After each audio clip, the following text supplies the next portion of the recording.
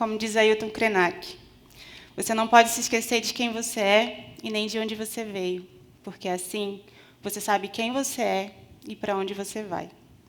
Eu me chamo Natália Tupi, eu sou de Parintins, Amazonas, uma ilha localizada à margem direita do rio Amazonas, também conhecida como Ilha Tupinambarana, porque desde os primórdios foi território do meu povo, Tupinambá. Eu sou filha de Carlos Lopes e Neide Lopes, dois talentosos artistas do Festival de Parintins. E é justamente por conta do talento deles que a minha trajetória fora do meu território se inicia. Com 9 anos, eu chego aqui a São Paulo, uma cidade completamente diferente da minha. Se em Parintins eu era rodeada de árvores, aqui em São Paulo, as árvores foram substituídas por prédios. Se em Parintins eu podia contemplar um rio lindo, imenso, cheio de botos boiando, aqui em São Paulo, o maior rio que corta a cidade se encontra poluído e morto. Em Parintins, eu nunca me senti diferente por conta dos meus traços, dos meus olhos, do meu cabelo.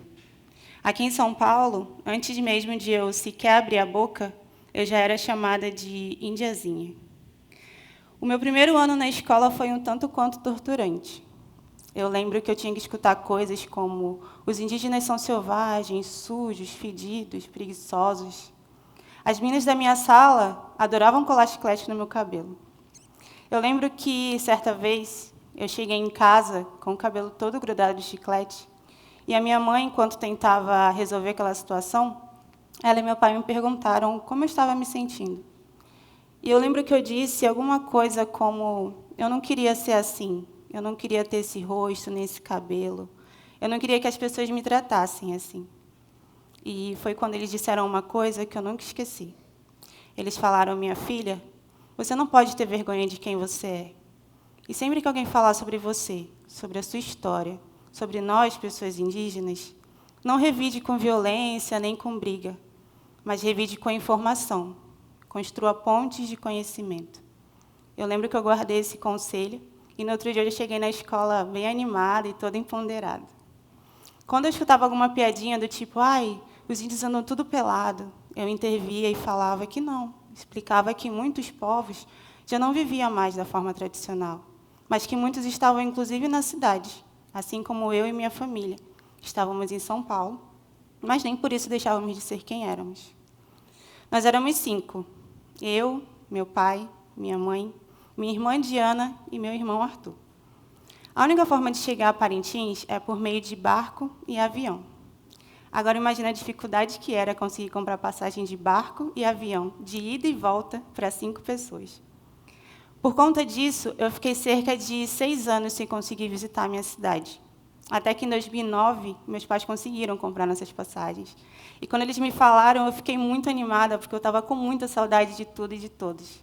Estava morrendo de saudade da minha família, dos lugares, da comida, do meu pão com tucumã, do meu tambaqui com farinha.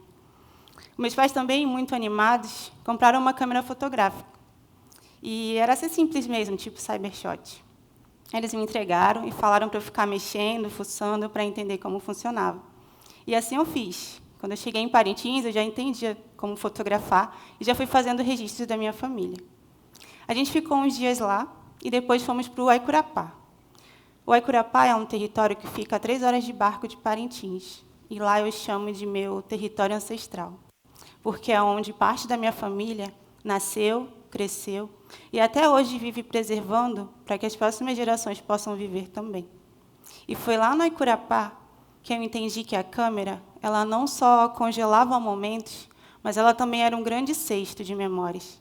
E foi nesse cesto de memórias que eu guardei os registros da minha família, dos meus primos pulando na água, minha família coletando castanha, fazendo paçoca de castanha de caju, navegando pelo rio.